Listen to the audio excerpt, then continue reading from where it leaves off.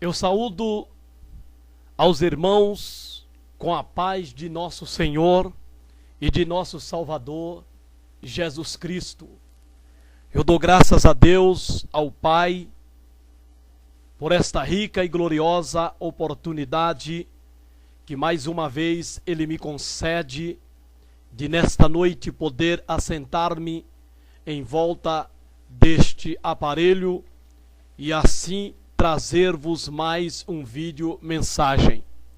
Agradeço a Deus pelo dia, agradeço a Deus pela noite, agradeço a Ele pela vida, pela saúde, pela minha filha, por tudo quanto Ele tem sido para nós no decorrer desse dia de hoje. Eu louvo a Deus pela oportunidade de poder estar aqui. Quero convidar-vos a ler comigo alguns versículos na palavra de Deus, que encontra-se na carta de Paulo aos irmãos em Éfeso. Carta aos Efésios, no capítulo 2, que diz-nos assim a palavra de Deus. Preste bem atenção na leitura dos versículos que ora estaremos lendo e nos quais estaremos a meditar. Diz-nos assim, carta de Paulo aos Efésios, capítulo 2, versículo 1 diz: E vos vivificou, estando vós mortos em ofensas e pecados, em que noutro tempo andaste segundo o curso deste mundo, segundo o príncipe das potestades do ar, do espírito que agora opera nos filhos da desobediência, entre os quais todos nós também antes andávamos nos desejos da nossa carne, fazendo a vontade da carne e dos pensamentos, e éramos, por natureza, filhos da ira, como os outros também. Segunda carta de Paulo aos crentes de Tessalônica, aos Tessalonicenses, capítulo de número 3, versículo de número 6, 7, 11 e o 14, que nos diz assim o versículo 6 do capítulo 3 da segunda carta de Paulo aos Tessalonicenses. Mandamos-vos, porém, irmãos, em nome de nosso Senhor Jesus Cristo, que vos aparteis de todo o irmão que andar desordenadamente e não segundo a tradição que de nós recebeu. Versículo 11, versículo 7. Porque vós mesmos sabeis como convém imitar-nos, pois que não nos ouvemos desordenadamente entre vós. Versículo 11. Porquanto ouvimos que alguns entre vós andam desordenadamente, não trabalhando, antes fazendo coisas vãs. Versículo 14. Mas, se alguém não obedecer a nossa palavra, por esta carta, notai o tal, e não vos mistureis com ele, para que se envergonhe. Terceira epístola de João, para encerrarmos esta leitura. Terceira epístola de João, capítulo 1, versículo 9, versículo ao 11. Todo aquele que prevarica e não persevera na doutrina de Cristo, não tem a Deus. Quem persevera na doutrina de Cristo, esse tem tanto ao Pai como ao Filho. Se alguém vem ter convosco e não traz esta doutrina, não recebais em casa, nem tampouco o saudeis, porque quem o saúda tem parte nas suas más obras. Amém. Glória a Deus. São esses os versículos que nós lemos, nos quais estaremos a comentar, a meditar aqui nesta oportunidade. Propus em meu coração trazer-vos esta mensagem, pois ardia em meu coração o desejo de falar desse assunto. Os irmãos estão vendo a minha foto deste vídeo, mensagem, diferente daquela que os irmãos costumam ver. Os irmãos podem ver que nesta foto eu estou barbudo, estou parecendo até um presidente da República. Até eu estou surpreso olhando para esta minha foto, que embora não foi intencional, mas eu tirei, e aquele quadro atrás de mim, à sua esquerda e à minha direita, caiu bem ao fundo dessa foto. Que até parece que eu estou parecendo um presidente, de tão bonita que ficou a foto. E eu tirei essa foto por causa da barba. Eu de férias, como sempre, relaxei no fazer da barba. Procurei fazer só do pescoço, que coça muito. Então eu procurei deixar a barba. Minha esposa, quando viva, eu deixava, mas ela não gostava, então eu acabava por fazer. Nessas férias, infelizmente com a ausência da minha esposa, eu fui mais longe com a barba grande. Embora minha filha pedindo para tirar, mas eu fui mais longe com a minha barba. Eu tinha o propósito de deixar ela todas as minhas férias. Mas coça muito. Então eu achei por bem tirar a barba no dia de ontem, no dia 21 de janeiro, eu tirei a barba. Mas os irmãos podem ver que a barba é a minha barba. Não é aplique. Não mandei colocar a barba.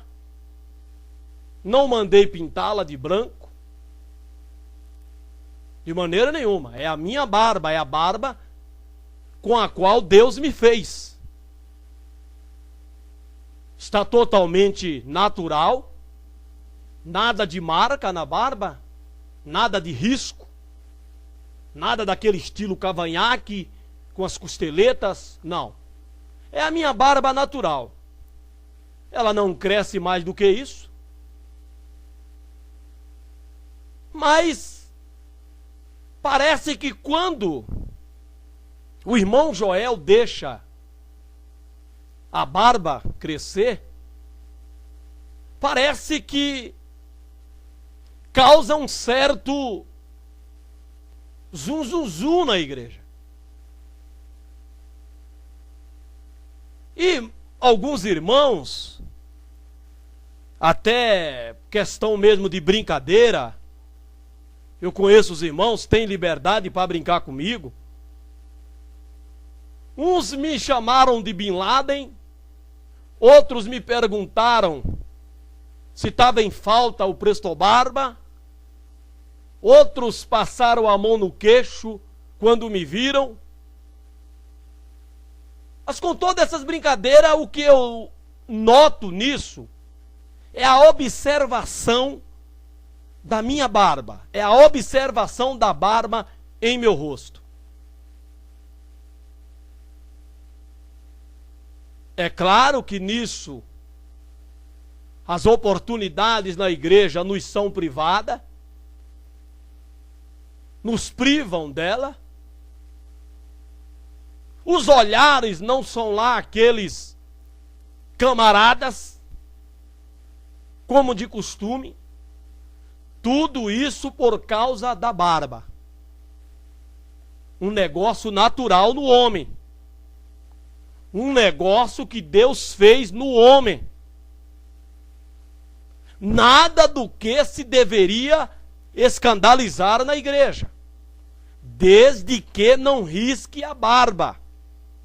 Eu sou contra usar a barba como uma vaidade. Fazer aqueles cortes na barba, aquelas marcas, para chamar a atenção. Num ato, numa atitude de pessoas carnais, mundanas e vaidosas. Nisso eu sou contra. Mas no caso da barba natural, em todo o rosto, naturalmente, isso para mim é normal. Eu não vejo nada que contradiga a doutrina, de maneira nenhuma. Em nada se contradiz a doutrina quem deixa sua barba no seu rosto. Contraria sim, se riscar a barba, se fazer aquele risco que pega da costeleta e vem pelo queixo e depois dá a volta pelos lábios, pelo bigode e fica aquele negócio chamativo, que chama a atenção, que risca a barba. Isso sim é ser vaidoso, ser carnal, ser mundano, é ser bode. Isso sim. Mas no caso de naturalmente, como está aí no meu rosto, não era nada para os irmãos se escandalizar. Mas lamentavelmente, se escandalizaram, se escandalizam com o que é natural. Quando, na verdade, nós deveríamos nos escandalizar com aquilo que não é natural na igreja. Como? Batom na boca, pintura nas unhas, pintura no rosto, pintura no olho, pintura no cabelo. Tudo isso são coisas desnatural no corpo da mulher. São coisas mundanas do mundo que se coloca por achar que estão incompletas, por não estarem felizes consigo mesmas, por não estar contente consigo como são, com o que são. Então usa essas coisas mundanas do mundo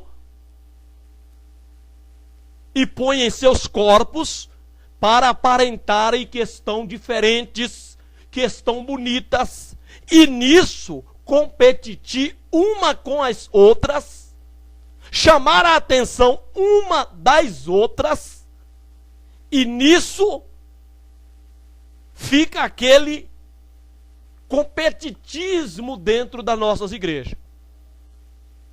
Nisso sim era que deveriam se escandalizar, como se escandalizavam antigamente. Mas hoje não. Os crentes, as crentes são aceitos normalmente, naturalmente, sem nenhuma represália contra essas práticas que são consideradas, à luz da Bíblia, de mundanas, de carnais, de vaidosas, de erotismo dentro da nossa igreja. Mas ninguém parece que sente repúdio, ninguém sente escandalizado com essas práticas. Agora, por quê? Porque a maioria pratica. E no caso da barba do irmão Joel, é somente ele. Se todo mundo chegasse na igreja barbudo, não causaria tanto incômodo. Mas como era só o irmão Joel, aí todo mundo via, todo mundo vê, todo mundo viu. Então, no caso das pinturas, 99% das irmãs estão tudo pintadas. As unhas são tudo de cores desnaturais. Os cabelos são tudo desnatural. A sua pele são tudo desnatural, são tudo oxigenadas dentro das nossas igrejas. Então parece que quando aquilo que é errado dentro da igreja é praticado pela maioria, se torna certo, se torna aceitável.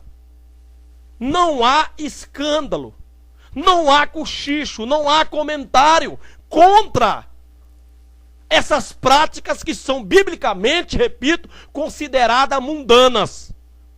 Coisas do mundo que se coloca no corpo como um complemento do corpo ao corpo. Como que se estivesse faltando na mulher alguma coisa para que ela então se sinta bonita ou seja considerada bonita por aqueles que estão de fora. É assim que funciona hoje nas igrejas. Aquilo de errado, de mundanismo, que se pratica pela maioria dos crentes na igreja, é considerado normal. Ninguém fala nada. Ninguém repudia. Ninguém contesta. Ninguém protesta contra. A tolerância de Jezabel é aceita hoje dentro das nossas igrejas. Se tolerava Jezabel, Jezabel era aceita. As suas práticas mundanas, vaidosas, principalmente, acredito eu, das pinturas. Porque Jezabel é aquela mulher lá do Antigo Testamento que ela se pintou em volta dos olhos, que essa prática já se fazia, para seduzir o profeta Jeú, quando ela tomou conhecimento de que ele estava vindo. Então diz a Bíblia que ela pintou-se em volta dos seus olhos. Mas Jeú não se deixou ser seduzido pela vaidade daquela mulher. Jeú não deixou se levar pela vaidade daquela mulher, pela beleza fictícia, por aquela beleza falsa, mentirosa, que na realidade não era ela. Mas Jeú ordenou o juízo de Deus, e 2 homens que estavam com ela, jogou ela de janela abaixo, que os cães a comeram, não comendo as unhas, as mãos e nem os pés. E diz os estudiosos que não comeu a mão e nem os pés da Jezabel por causa da tinta em suas unhas das mãos e dos pés. Então essa prática de Jezabel estava sendo praticada na igreja de Tiatira, na Ásia Menor. De maneira que as práticas de Jezabel estavam sendo toleradas por aquele pastor. Estava sendo aceita por aquele pastor.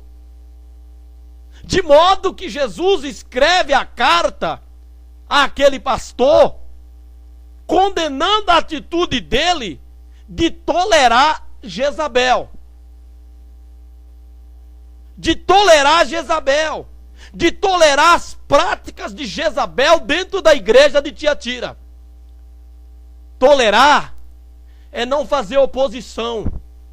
Tolerar é permitir aquilo que sabe que é errado. Tolerar é não protestar contra aquilo que sabe que é errado. É o que os crentes de hoje fazem. Ninguém protesta mais contra. Por quê? Porque a maioria pratica. O pecado, ele deixa de ser pecado hoje dentro das igrejas, quando se é praticado pela maioria dos crentes. E aquilo que é pecado, que era pecado, hoje é considerado costumes. Tornaram a doutrina em costume, querendo dizer que costumes se é aceitável. Mas precisamos entender que os costumes são do mundo, não são da igreja de Jesus. A igreja de Jesus, ela é santa, imaculada, incontaminada. A igreja de Jesus, ela é formada por pessoas lavadas no sangue de Jesus Cristo. Tem costumes, sim, mas os costumes são do mundo. Mas tornaram a doutrina em costume. Aquilo que era doutrina, hoje é considerado costumes, e por ser costume, não precisa frear, brecar. Não precisa protestar contra. Desde que a pessoa não exagere. Porque uma pitada de fermento no entender dos crentes e dos pastores não leveda a massa. Um abismo não chama a outro abismo. No entender desses pastores modernos, mundanos, carnais, de hoje que estão ocupando os altares das nossas igrejas, para eles isso não afeta. Então eles vão empurrando as coisas com a barriga, vão fazendo vista grossa, vão fingindo que não estão vendo, porque não querem tomar atitude, não têm coragem para tomar atitude, são covardes, amantes mais do povo do que de Deus. E nisso a igreja está na situação que está, sem uma aparência verdadeiramente de pessoas libertas, de pessoas que foram salvas pelo um evangelho verdadeiro, poderoso, que tem o poder de libertar as pessoas. É uma igreja que em nada difere do mundo. Se você olhar hoje para nossas crentes, poucas são, poucas mesmo, que diferencia das mulheres que não são crentes. Mas se nós olharmos hoje, o parecer, o aspecto das crentes, estão igual àquelas que não são crentes. São práticas as quais nós condenávamos, os pastores condenavam, e Deus aprovava. Não é que os pastores eram analfabetos, não. Não era que os pastores eram ignorantes, não. De maneira nenhuma, porque Deus confirmava tudo o que eles pregavam. E a igreja era outra. Havia temor, havia vergonha, pudor nos crentes. E Deus fazia maravilhas nos nossos cultos, operava milagre, tinha batismo, tinha renovo, tinha manifestação sobrenatural. Por quê? Porque Deus confirmava o que os pastores pregavam contra essas coisas que hoje são toleradas dentro das nossas igrejas por esses pastores modernos. Só que no tolerar deles pelo mundo dentro da igreja, a ausência de Deus é clara. A ausência de Deus nos nossos cultos é óbvia. Não há como negar a ausência de Deus dentro das nossas igrejas, em nossos cultos. Se alguém disser que os cultos hoje são iguais àqueles cultos, quando se pregava contra, protestando contra essas práticas mundanas que estão aí hoje nos crentes dentro das nossas igrejas, está mentindo. Está mentindo, irmão, porque não é verdade. Não é verdade. Então as coisas que hoje se aceitam não é porque tornou-se aceitável, não é porque sempre foram aceitas, mas os nossos pastores do passado eram ignorantes, não, irmão. É que lamentavelmente os nossos pastores tornaram-se mundanos. Eles estão mais dados ao mundanismo do que às coisas de Deus. Eles estão mais a agradar ao povo, visando os bens materiais, os dízimos, as ofertas do povo, do que propriamente visando a salvação desse povo. Com o aumento das igrejas, com os aumentos dessas igrejas mundanas, onde tudo pode, as nossas igrejas de doutrinas, de disciplina, elas começaram a abrir as portas. Elas começaram a tolerar o intolerável. Elas começaram a aceitar o inaceitável. Elas começaram a fechar os olhos para o mundanismo e deixar ele entrar devagarzinho em algumas vidas, e essas foram semeando outras, e hoje as nossas igrejas perderam o respeito do mundo como se tinha antes. Perdeu. Por causa do mundanismo dentro dela. As pessoas veem que não tem nada diferente.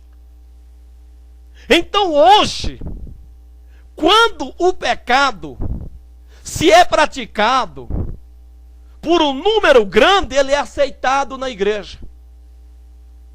Então essa onda de vaidade que nós vemos hoje nos crentes, esse desnaturalismo na aparência, no corpo, no vestir, essa falsa imagem, essa falsa personalidade dessa pessoa, que se apresenta com uma falsa aparência, que na realidade ela não é aquilo, ele não é aquilo, se é aceitado hoje nas nossas igrejas. Por quê? Porque Deus aceitou? Porque Deus permitiu? Porque Deus mudou? Não, irmão. Não. É porque um número grande estão praticando. É o joio. Quando o joio está iniciando, é fácil de arrancar ele. Mas se você deixar ele enramar, ramificar, aí já não é mais possível arrancar o joio. Tem que ir deixando ele, apenas podando, para que ele não vá criando raízes para outro pés de trigo. Então a função é ir podando, é ir lapidando. Mas não, os nossos pastores, eles não só permitiram o joio, não só observaram que o joio estava no meio do trigo, como eles deixaram o joio ramificar. Eles deixaram o joio criar raiz, envolver-se no trigo. Então o joio tornou-se como o trigo, e o trigo tornou-se como o joio, que hoje não se sabe mais quem é trigo e quem é joio.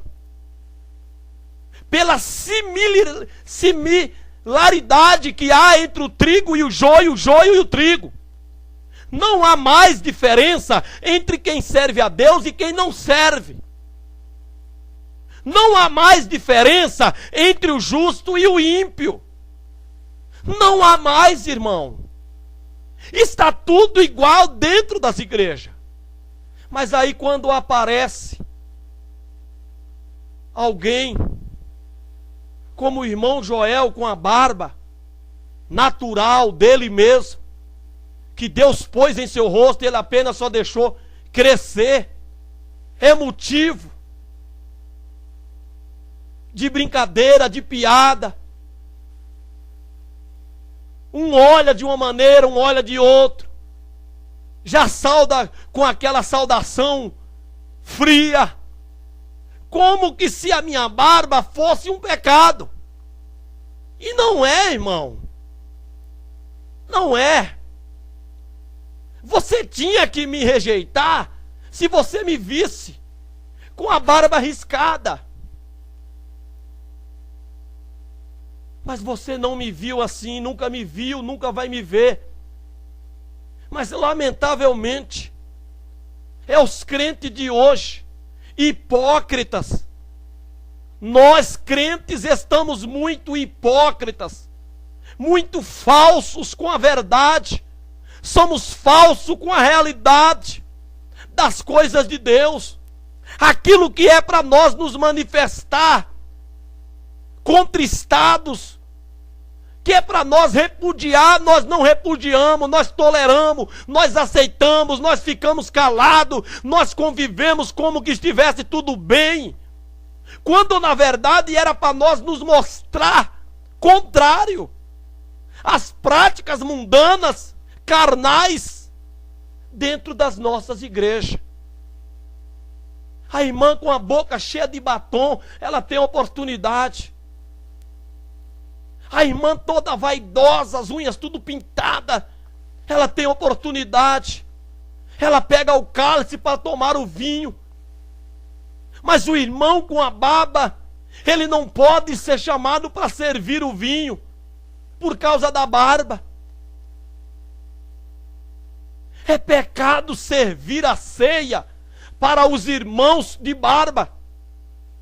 Mas não é pecado com a boca cheia de batom, o rosto todo cheio de pó de arroz, as unhas tudo pintado, o cabelo todo descolorido, pintado de uma cor que não é da pessoa. Ela pode pegar o cálice e pode beber o vinho, que ela está discernindo com isso o sangue de Jesus Cristo. É uma hipocrisia, irmão. Isso é ser hipócrita ao limite. E Deus detesta o hipócrita. Se há um dos pecados que Deus mais detesta, é a hipocrisia. É o pecado de hipocrisia. É você aparentar ser uma coisa que você não é. É você se apresentar com uma postura que você não é. É você querer se passar por alguém, por uma aparência que você não é. Isso é ser hipócrita. Mas ninguém sente nada. Ninguém se envergonha mais, ninguém se escandaliza mais com as práticas mundanas dentro das nossas igrejas, no meio cristão. Está tudo sendo aceito. Está tudo sendo tolerado. Ninguém faz objeção, ninguém faz oposição, ninguém protesta, ninguém contesta contra, ninguém se entristece contra. E nós vamos achando com isso que nós temos o apoio de Deus. Sim, a igreja ela vai dizendo com isso que Deus também está com eles no apoio, no aceitar, no tolerar essas práticas mundanas, vaidosa, que aqueles que a tomam, aqueles que a praticam, se tornam amigo do mundo, e tornando amigo do mundo, no aceitar as coisas mundanas na sua vida, se constituem inimigos de Deus. Estão sendo infiel na relação firmada com Deus, de lhe ser fiel, obediente e viver uma vida santa, de santidade em todo o seu ser. Mas ninguém se entristece por isso. Ninguém fala nada, ninguém comenta.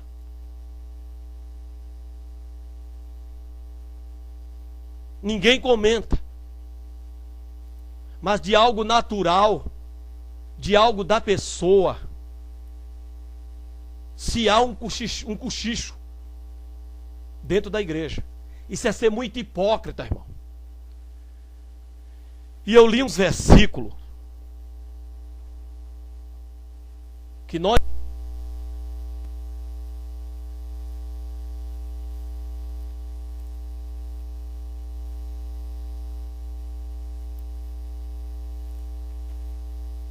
era de pessoas mortas. Espiritualmente nós estávamos mortos. Quem ainda não se decidiu por aceitar a Jesus está morto.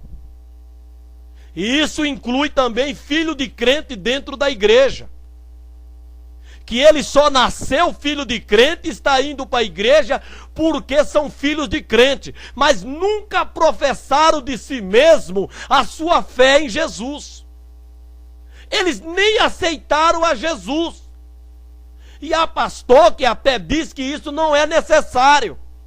Então esse pastor defende que filho de crente é crentinho.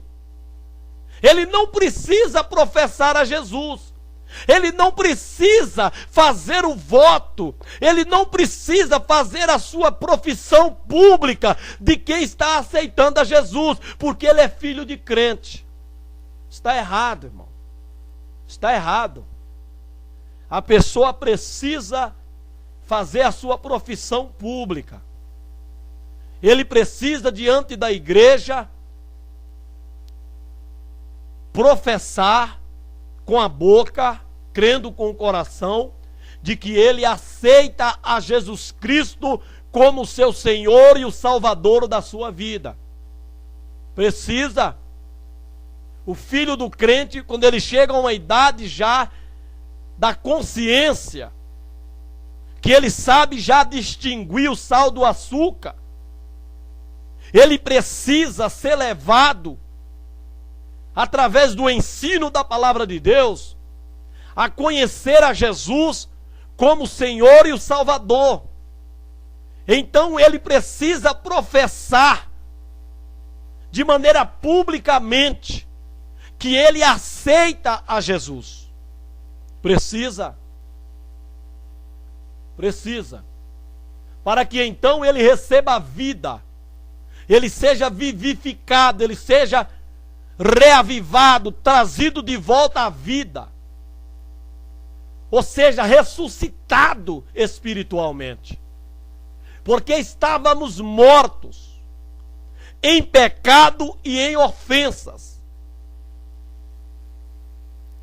No pecado de Adão, que passou a todos, por isso que todos pecaram. O pecado que Adão cometeu da desobediência, lá no Éden, refletiu na humanidade, vem refletindo, de modo que todos aqueles que nasceram, que nascem e que vão nascer, já nascem com o estigma do pecado de Adão, já nasce em pecado, já nasce espiritualmente morto pelo pecado que Adão cometeu. De maneira que Paulo escreve dizendo, Romanos 5,12, que por um homem entrou o pecado no mundo, e pelo pecado a morte. Assim a morte passou a todos os homens, por isso que todos pecaram. E pecando, Romanos ainda 3,23, destituídos estão da glória de Deus. Mas Romanos 6,23 diz que o dom gratuito de Deus é a vida eterna. O salário do pecado foi a morte. E essa morte passou e passa a todos os homens. Mas o dom gratuito de Deus é a vida eterna por Jesus Cristo. Então nós estávamos mortos em ofensas e pecados. Estávamos mortos em ofensas e pecado. Era a nossa condição. Morta, separadas de Deus, longe, sem nenhuma possibilidade de convivência com Deus. Mas Deus nos vivificou. Ele nos deu a vida. Ele nos deu a existência. Ele nos reanimou. Ele nos tornou vívido novamente pelo seu poder. E estando mortos, irmão, nós andávamos segundo o curso deste mundo. Quem é morto anda segundo o curso deste mundo. Uma pessoa morta espiritualmente, distanciada de Deus, não tem como ela andar na luz de Deus. Ela anda no curso desse mundo.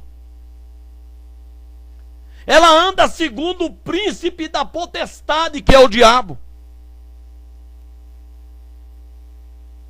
Ela anda segundo o espírito que agora opera nos filhos da desobediência. Ou seja, uma pessoa que está morta espiritualmente, é fácil de se notar. A vida dela é vivida segundo o curso do mundo. O mundo dita e ela faz.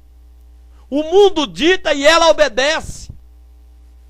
Tudo que o mundo manda, ela faz, ele faz. Isso são pessoas que andam segundo o curso, as diretrizes deste mundo.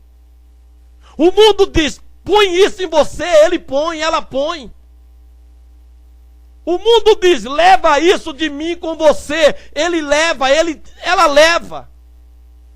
Então isso é sinal de pessoas que não foram vivificadas.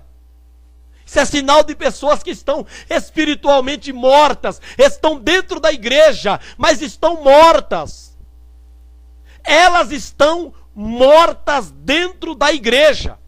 Elas fazem, praticam obras de quem estão viva, mas elas estão espiritualmente mortas diante de Deus, na presença de Deus, irmão.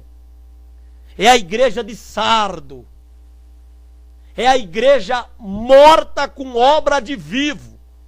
Então há muitos crentes que as obras deles são de vivos. São de pessoas que estão vivas.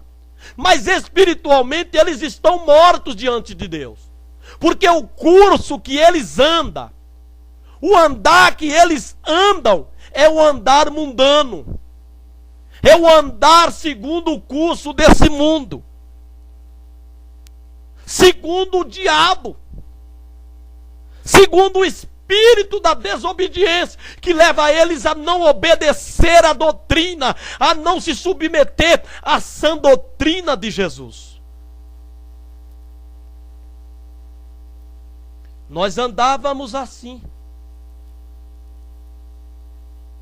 Andávamos nos desejos da carne. Quem está morto, ele anda nos desejos da carne. Ele faz a vontade da carne e dos pensamentos dele.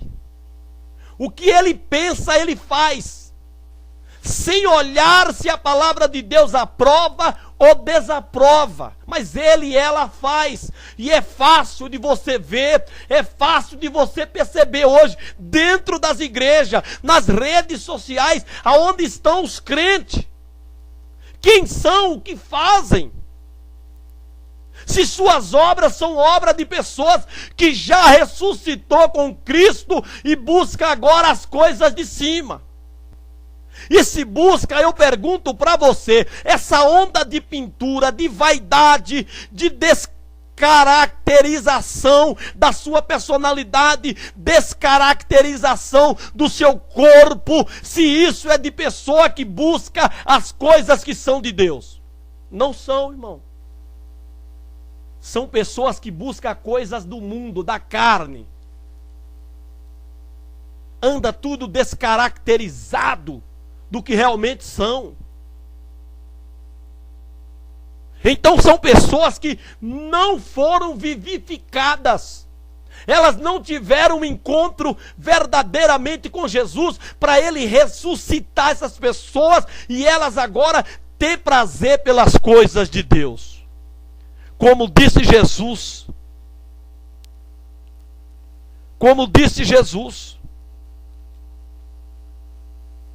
que se já ressuscitaste com Cristo, buscai as coisas que são de cima, aonde Cristo está assentado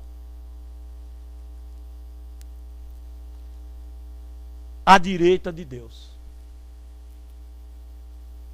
Paulo escrevendo aos Colossenses no capítulo 3: portanto, se já ressuscitastes com Cristo, buscai as coisas que são de cima, onde Cristo está assentado à destra de Deus. Pensai nas coisas que são de cima, e não nas que são da terra, porque já estáis mortos, e a vossa vida está escondida com Cristo em Deus. Estávamos mortos para as coisas de Deus, mas aqui aos Efésios, Deus nos vivificou, nos ressuscitou, e à medida que Deus nos ressuscitou da morte espiritual, nós morremos também espiritualmente para o mundo. Ressuscitamos para Deus, para as coisas de Deus, e morremos para o mundo, para as coisas do mundo. Colossenses 3. Interessante. Aqui diz que nós estávamos mortos em ofensas e pecado, mas que Ele nos vivificou, Ele nos deu a existência novamente. Mas lá em Colossenses diz que nós agora estamos mortos. Estamos mortos, porque já estáis mortos.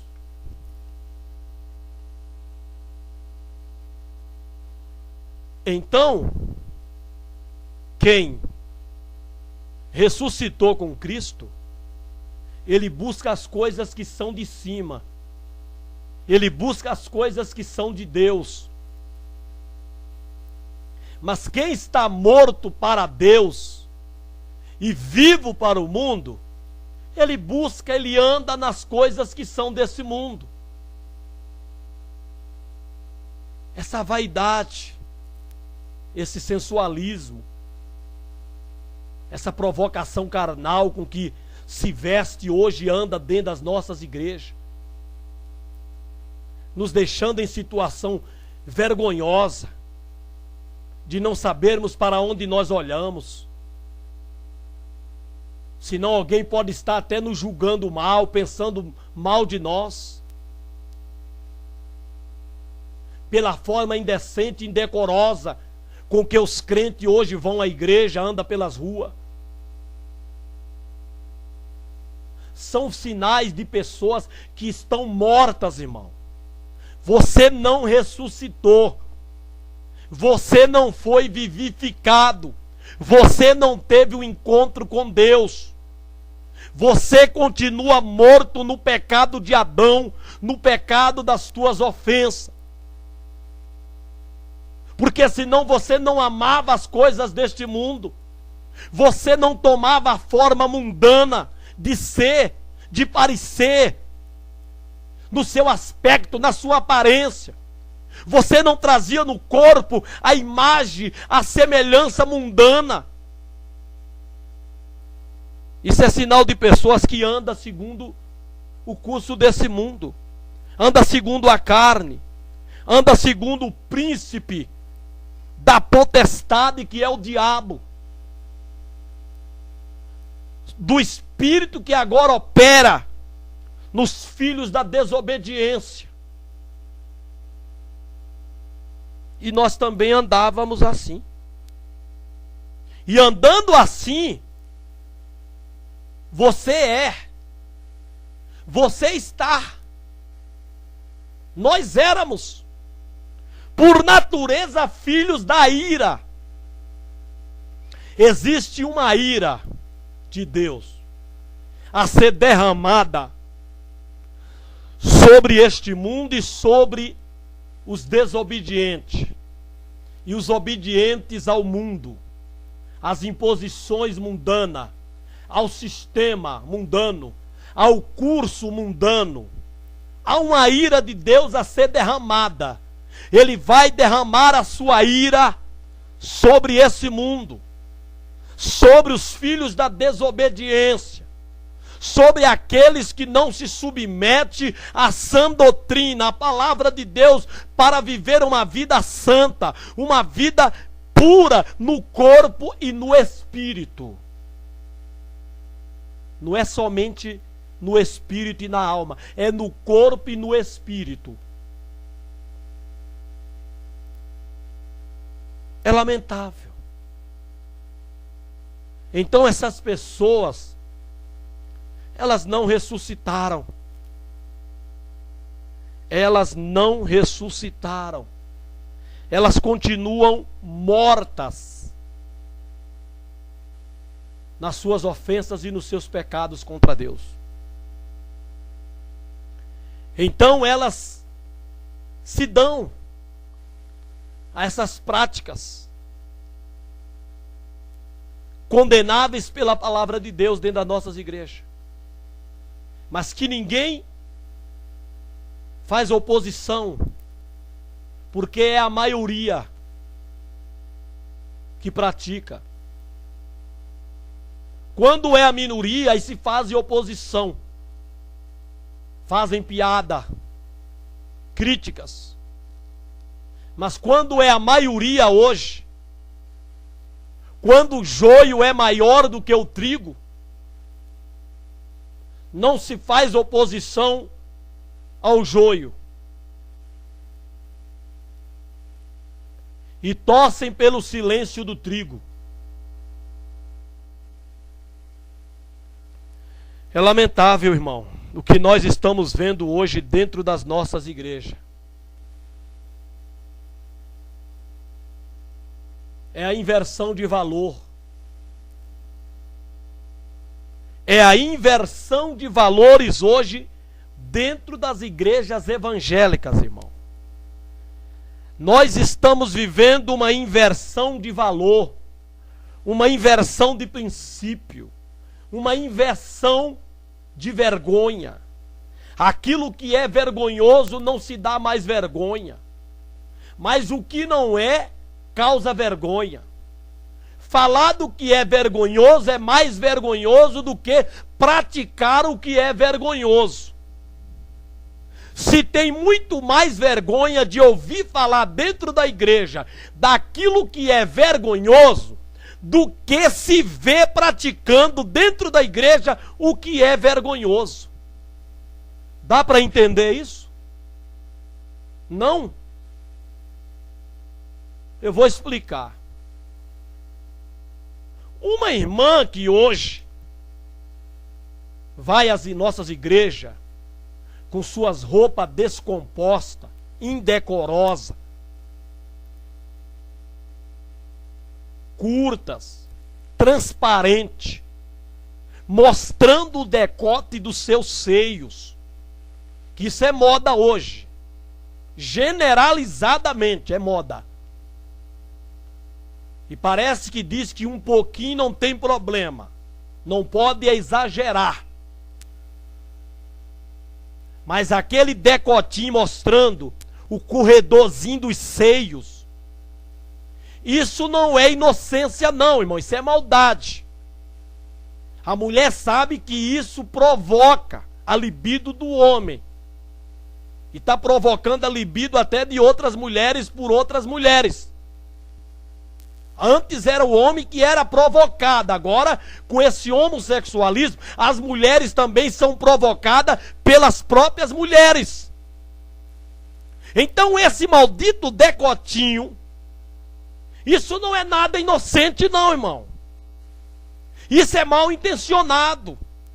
Isso é maquiavélico.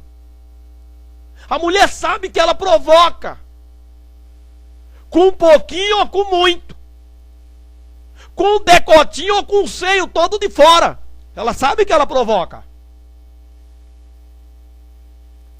Então ela vem para a igreja. E mulheres casadas. Não estamos falando aqui de solteiras, mas estamos falando de mulheres casadas, que vêm para a igreja com suas roupas decotadas, mostrando um pouquinho, mostrando muito do seu seio, para dentro das nossas igrejas. Suas roupas indecentes. Mas elas vêm. Ela vem para provocar, para despertar sensações, para despertar emoções nos homens, despertar desejo por elas. E ninguém toma uma atitude, ninguém se opõe, ninguém fala nada contra, porque lamentavelmente, vergonha se você falar disso. Se você pôr-se de joelho e orar a Deus, sem citar nome, mas falando dessas práticas mundanas que nós temos que pregar contra.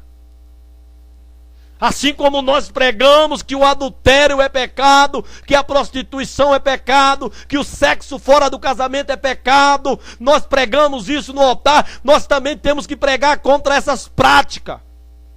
Mas parece que contra isso aí não pode pregar, porque é vergonhoso, porque tem irmãs ali que está dentro disso, que ela está comprometida com essas práticas, e se pregar contra isso no altar, ela vai sentir-se constrangida, envergonhada, porque vão olhar para ela e vão ver que aquilo que está sendo pregado lá no altar está atingindo aquela irmã, porque ela está dentro dessa situação.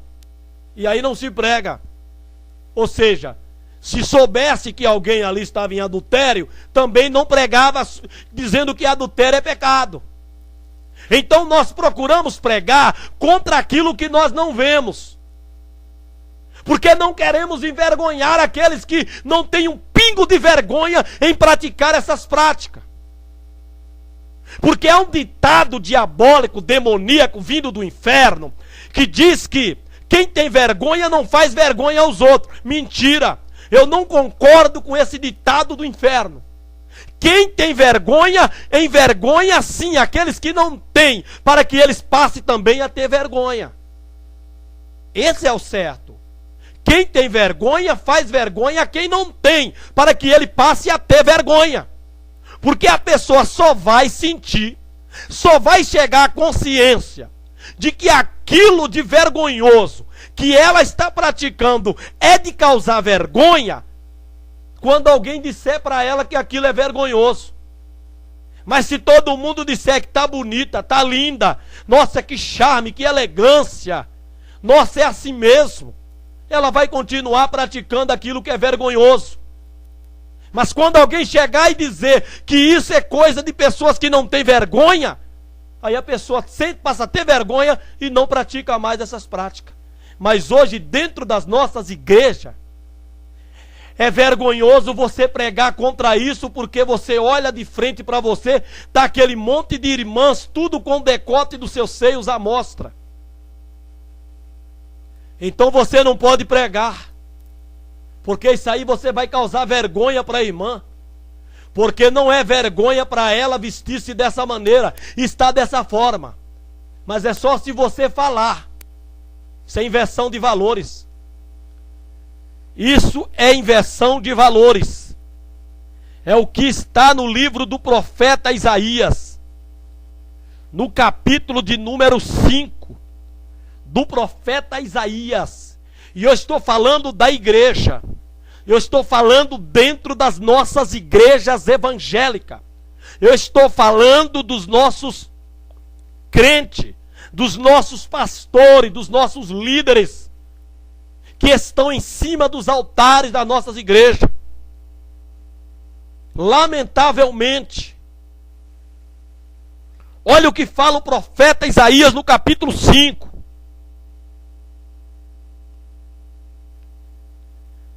Vamos ler o versículo 18. Ai dos que puxam pela iniquidade com cordas de vaidade, e pelo pecado como se fosse com corda de carros.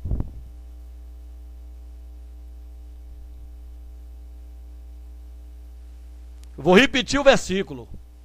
Esse ai aqui é juízo.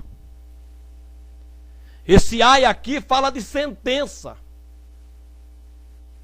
contra aqueles que puxam pela iniquidade com cordas de vaidade,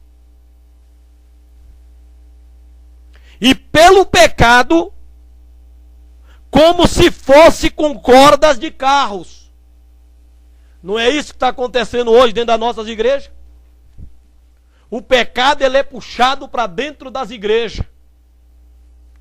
O pecado, ele é puxado para dentro da igreja com cordas de vaidade. A vaidade vem, o pecado vem em forma de vaidade. Está dentro das nossas igrejas.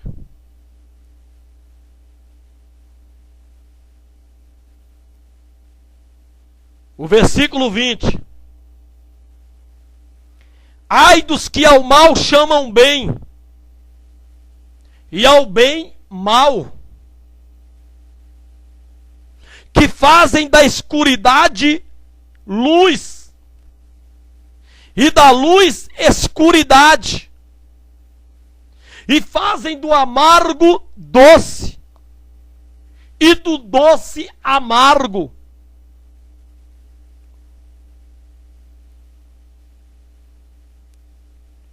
São ais. Ai dos que são sábios a seus próprios olhos e prudente diante de si mesmo.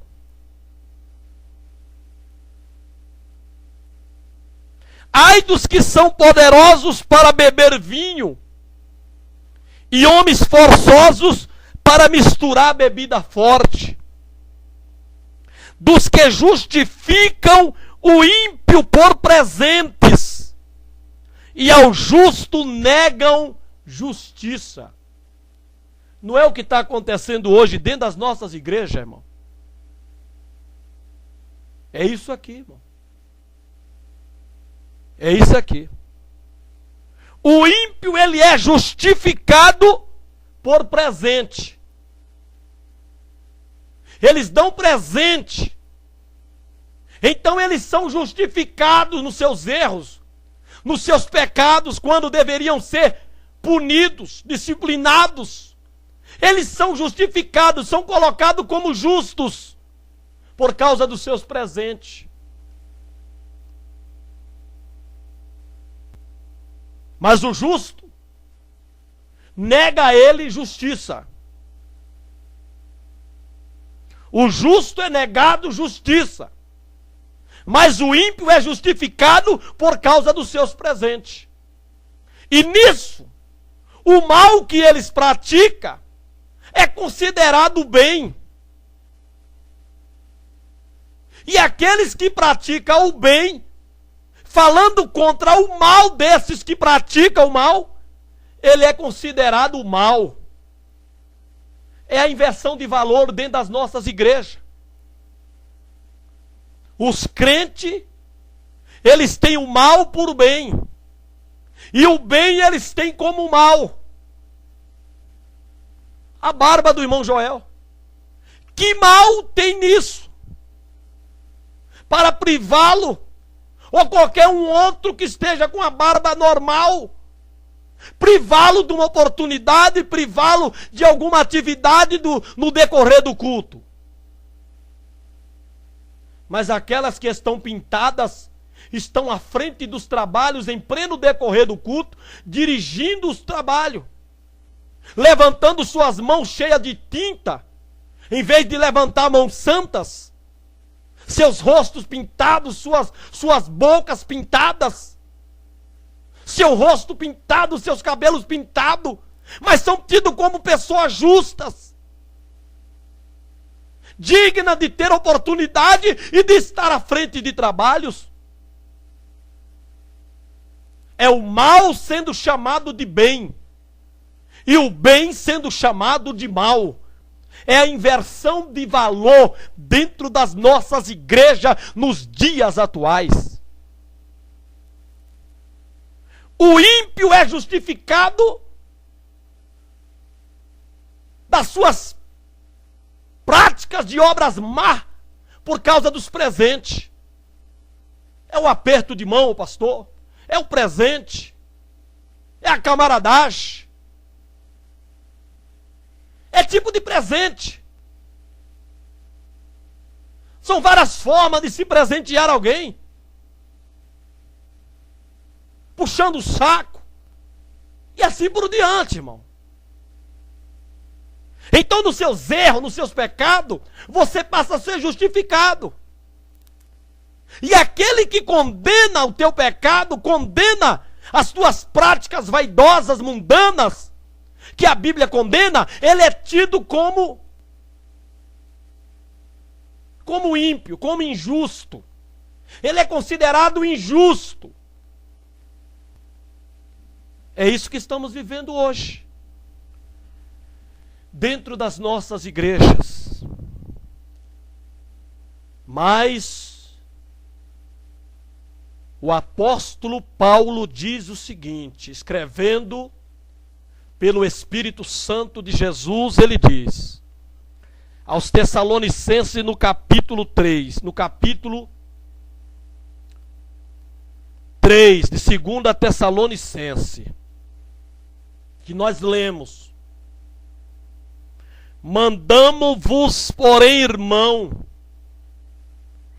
em nome de nosso Senhor Jesus Cristo. Não é em nome de Paulo, não é em nome do pastor, não é em nome da igreja. É em nome de nosso Senhor Jesus Cristo, que vos aparteis de todo o irmão que andar desordenadamente. Se aparta dele, se afasta dele, que anda desordenadamente e não segundo a tradição que de nós recebeu. Se afasta desse irmão. Era assim antigamente, irmão. Agíamos assim antigamente. Se apartávamos. Não porque temos ele como inimigo. Não. Porque se nós andarmos com ele, estarmos com ele, nós estamos concordando de que as suas obras, o seu andar desordenado, fora da doutrina, da palavra de Deus, está bom. Então ele não vai se envergonhar. Então a recomendação aqui de Jesus é: se aparte. Mas hoje não, se aparta é do irmão que fala contra o pecado dos irmãos na igreja. Contra o pecado que os irmãos praticam dentro da igreja.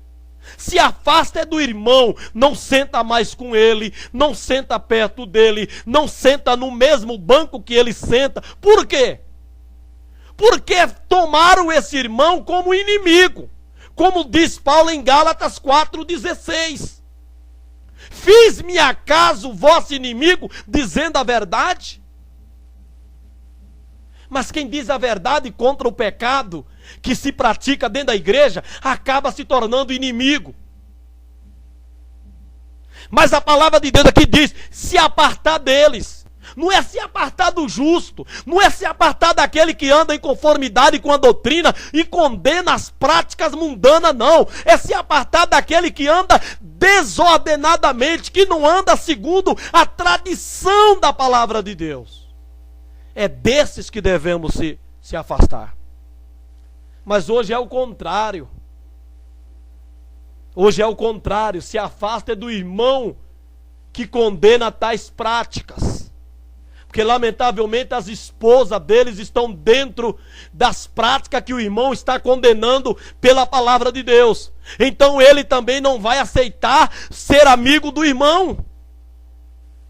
Então toma o irmão como mal, e os que praticam o mal como bem. É a inversão de valor dentro das nossas igrejas. E ele diz que nós sabemos como convém imitar-nos, pois que eles não houvera desordenadamente. No versículo 11 diz: porque ouvimos que alguns entre vós andam desordenadamente, fora de ordem. E no 14 diz: mas se alguém não obedecer a nossa palavra, por essa carta, notai o tal, observai o tal, irmão, e não vos mistureis com ele, para que se envergonhe. Está aí, irmão. Se tem uma coisa que o irmão, a irmã que anda errado, que pratica as coisas que a Bíblia condena, se tem uma coisa que eles querem é o nosso apoio. Se tem uma coisa que aqueles que andam contra a palavra de Deus, desordenadamente, eles querem o nosso apoio, o nosso silêncio. Quer ser amigo do irmão? Faça silêncio. Faça de conta que você não está vendo nada errado nele, ou você não está vendo ele praticar nada que a Bíblia condene. Aí você será amigo dele. Porque se você abrir a boca e fazer como João Batista, que era amigo de Herodes, até Herodes tomar Herodia, mulher do seu irmão, sua cunhada, como sua mulher, aí acabou a amizade entre Herodes e João. Porque João passou a chamar Herodes de adúltero. Custou-lhe a cabeça. O que os irmãos que andam errado, que andam na vaidade, no mundanismo, que pratica tudo aquilo que a gente sabe que a Bíblia condena, que não é prática de crente, que aqueles que praticam mostra que são amigos do mundo, e sendo amigo do mundo são inimigos de Deus, e você fala contra, você ganhou um inimigo, uma inimiga. Ela não vai te ver, ele não vai te ver, não vai te olhar com um olhar de amor cristão, não. Mas vão te dar os inúmeros adjetivos de santarrão, de quer ser o melhor, é assim e assim por diante. E na verdade não é assim. Estamos pregando, falando o que a palavra de Deus diz. Amar o mundo e o que no mundo há constitui-se inimizade contra Deus. E são chamados de adúlteros e de adúlteras pela palavra de Deus. Tiago fala assim. Então é se apartar, é se afastar desse tal, para que ele se envergonhe. Você vê um irmão andando na rua, hoje está tudo moderno, os crentes modernos, mas antigamente via um irmão andando de bermuda, andando sem camisa na rua, jogando bola, a gente passava por ele e não cumprimentava ele, com a paz do Senhor. Ele ficava envergonhado, ele ficava triste. E nisso ele ia refletir que ele não estava andando ordenadamente. Aí aquele irmão então se consertava. Hoje não, hoje os crentes estão modernos. Hoje os crentes estão igual ao mundo. Então ninguém fala mais nada, pelo contrário. Vê a irmã de calça na rua, paz, senhor, irmã. Vê o irmão de bermuda, paz, senhor, irmão. Quer dizer, está tudo normal, então esse irmão nunca vai se envergonhar, porque ele não vai ter aquilo que ele está fazendo como coisa vergonhosa para quem é crente. Então ele vai continuar praticando. Porque o que esses irmãos querem é o nosso apoio, é a nossa tolerância. É o não fazer oposição, não protestar contra suas práticas, as quais sabemos nós e ele, que é contrária àquele que é crente, que é contrária à santa palavra de Deus. Não é testemunho de crente perante a sociedade, perante o mundo. Mas os crentes estão modernos, estão tudo igual ao mundo. Vão a lugares que antes os crentes não iam. fazem tudo que as pessoas não crentes fazem. Então, como se apartar de irmãos assim? Como se afastar desses irmãos? É Jesus quem manda. Apartar de todo irmão que anda desordenadamente. Se afastar do irmão que não obedece à palavra de Deus. Não se misturar com ele. Mas hoje está tudo misturado. Está misturado não só com esses irmãos que andam desordenadamente, como estão misturados com o mundanismo, com as práticas mundanas, com as atitudes mundanas dentro das nossas igrejas. Não só lá fora, na escola, no trabalho, mas estão o mundo dentro da igreja. Trouxeram o mundo para dentro das nossas igrejas evangélicas. Antes se falava muito para os irmãos tomar cuidado lá na escola, lá no trabalho, na condução. Hoje não, irmão. Trouxeram foi o mundo para dentro da igreja.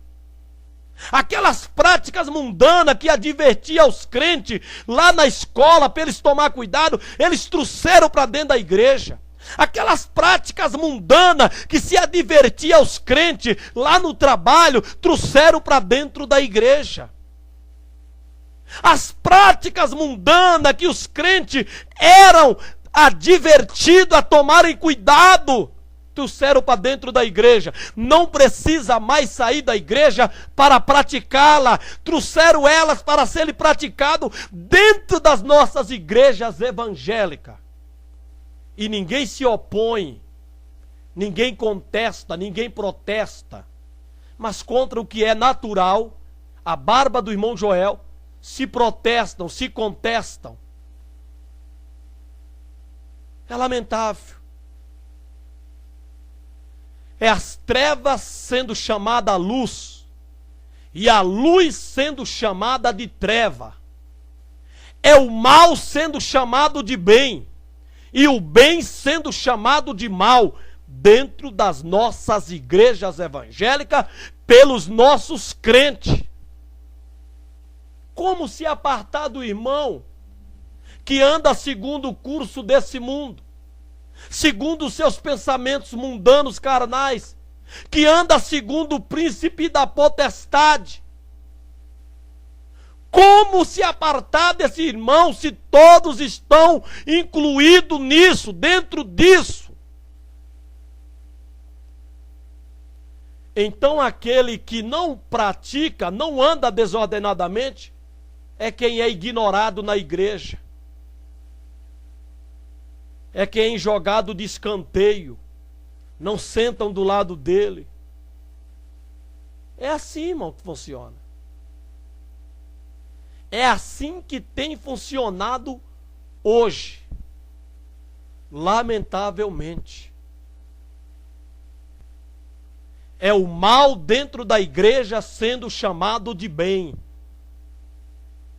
E os que são do bem, que pregam o bem, contra o que é mal, sendo chamado de maus. Não tem como se apartar. E para finalizarmos, João, na terceira epístola, todo aquele que prevarica e não persevera na doutrina de Cristo, não tem a Deus. Não tem a Deus. Quem persevera na doutrina de Cristo, esse tem tanto ao Pai como ao Filho. Se alguém vem ter convosco e não traz esta doutrina, não o recebais em casa, nem tampouco o saudeis. É Jesus que está mandando fazer isso, irmão, não é o pastor. se apartar do irmão que anda desordenadamente, que não anda conforme a sã doutrina de Jesus, se não se misturar com o irmão que anda desordenadamente, que não obedece à palavra de Deus, é Jesus que está mandando, irmão.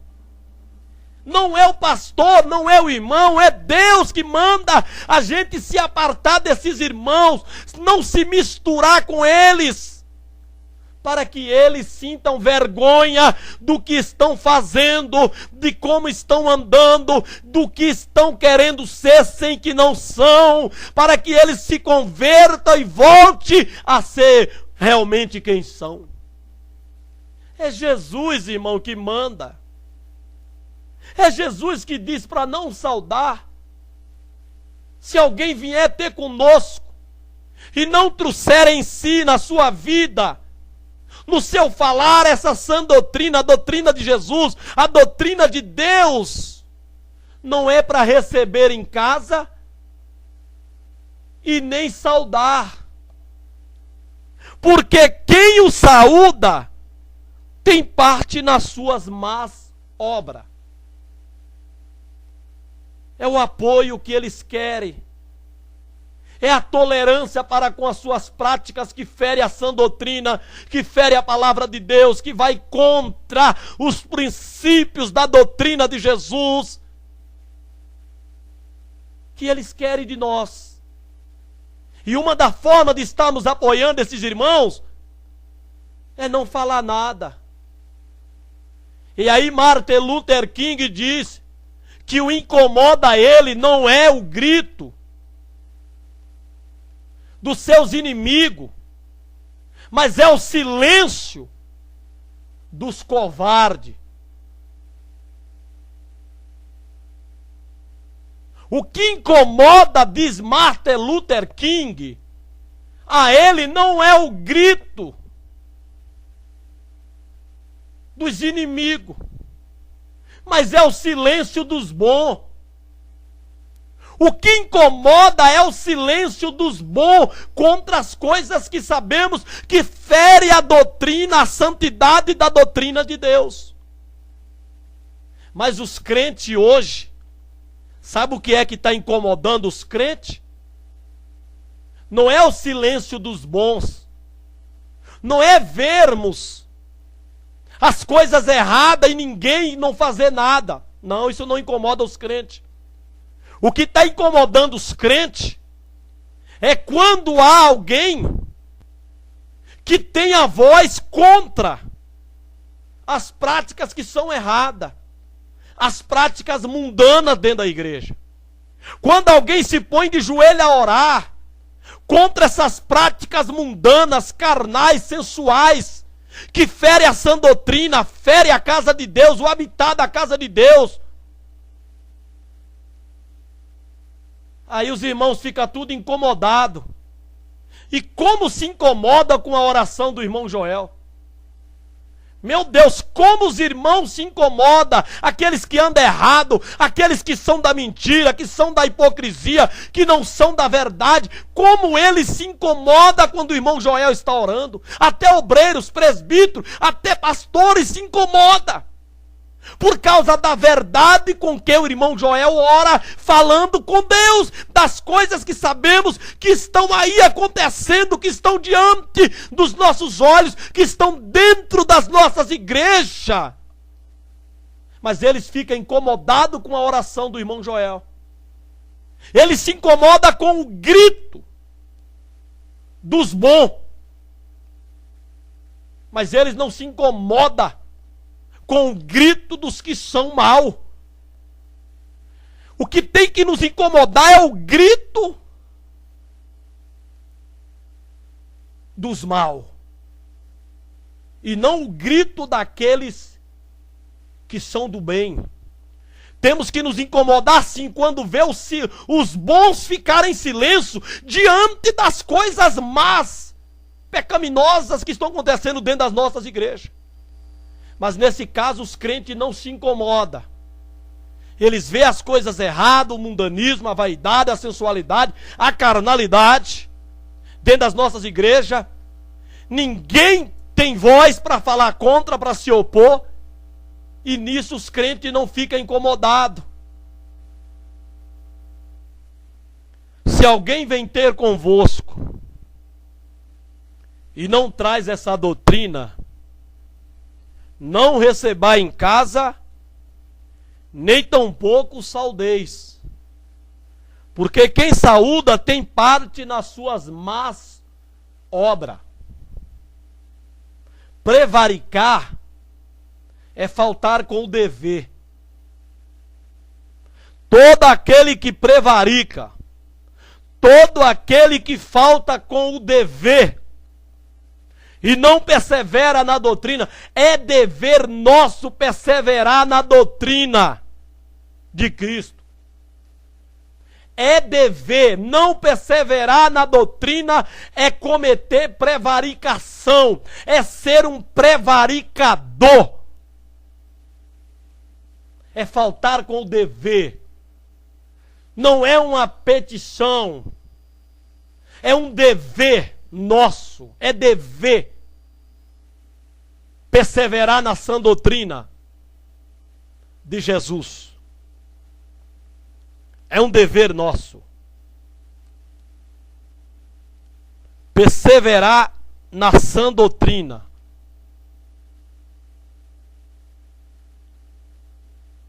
Mas se alguém vem ter convosco e não traz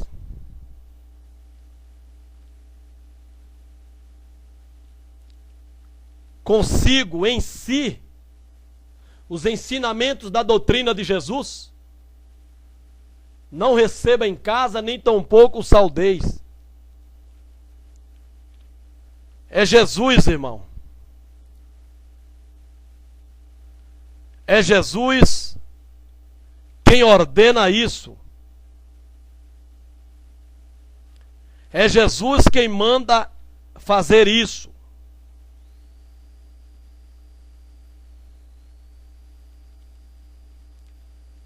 É Jesus.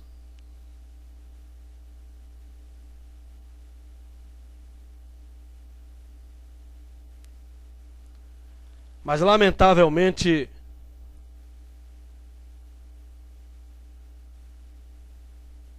estamos vivendo uma inversão de valor.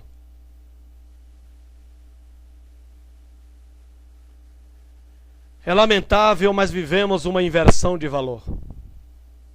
O que nós estamos vendo hoje dentro das nossas igrejas é o mal sendo chamado de bem e o bem sendo chamado de mal. Pessoas que não ressuscitou, pessoas que estão mortas.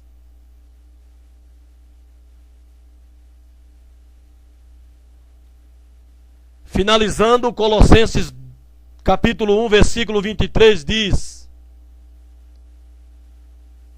se na verdade permanecerdes fundados e firmes na fé, e não vos moverdes da esperança do evangelho que tendes ouvido, o qual foi pregado a toda a criatura que há debaixo do céu, e do qual eu, Paulo, estou feito ministro.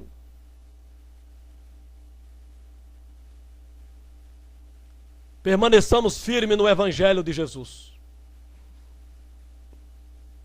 E as doutrinas que foram dele tiradas, para que assim possamos permanecer firme para aquele grande dia. E ao mal chama bem, e ao bem chama mal. E as trevas chamam luz, e a luz chamam de treva. É esse o quadro da nossa igreja atualmente, dos nossos crentes. O que é natural chama de errado, e o que é errado chamam de natural. No que é natural vê-se escândalo, no que não é natural não se vê escândalo. É lamentável. Mas que Deus possa nos abençoar e nos conceder da sua graça, para permanecermos firmes defendendo o que é santo e fazendo a diferença entre o puro e o profano, entre o justo e o injusto. Que possamos fazer a diferença, não nos misturando, mas notando e observando aqueles que não andem conforme a doutrina do Senhor. E não concordemos com eles, para que se envergonhe e se arrependa. É lamentável que a barba do irmão Joel sempre causa esse transtorno em alguns crentes. Mas o que é pecado, o que é vaidade, o que é carnalidade e mundanismo, não lhes causa transtorno nem constrangimento. Mas aceitam e convivem com essas pessoas, com essas práticas que ferem a doutrina, os princípios bíblicos da casa de Deus, da palavra de Deus. E ninguém sente repúdio nem vergonha. E nem se aparta dos tais. Mas Deus ainda é aquele que faz a diferença entre o que serve e o que não serve. Deus é aquele que ainda faz a diferença entre o justo e o ímpio. Não se engane. Deus não tomará o justo como ímpio. E Deus não tomará o ímpio como justo naquele dia. Não se engane. Isaías capítulo 5, onde nós lemos, fala que o ímpio é justificado pelos presentes, e o justo lhe é negado justiça. Mas saiba que isso é pelo pastor, pelo homem, por aqueles que estão na liderança, à frente de trabalhos na igreja. Mas com Deus não é assim, não será assim. Ele continua zelando por Malaquias 3:18. Que ele continua fazendo a diferença entre quem serve e quem não serve, entre o justo e o ímpio, entre o santo e o profano. Não se engane. Se você é ímpio, se você é profano,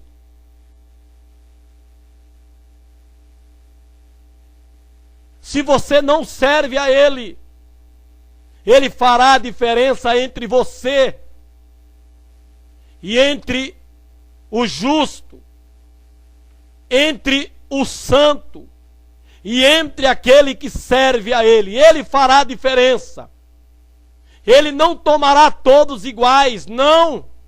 O homem aqui pode fazer essa similaridade, não diferenciando, não separando, por causa dos presentes.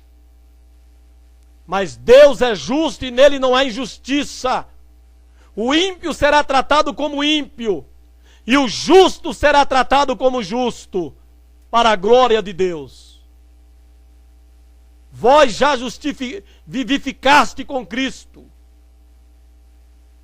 Estavam mortos, mas foram vivificados. Colossenses 3, buscai as coisas que são de cima, e não as que são de baixo. Que Deus em Cristo nos abençoe. E espero que não se escandalize com aquilo que é natural, e sim com aquilo que é desnatural dentro das nossas igrejas. Em nome de Jesus, amém e amém.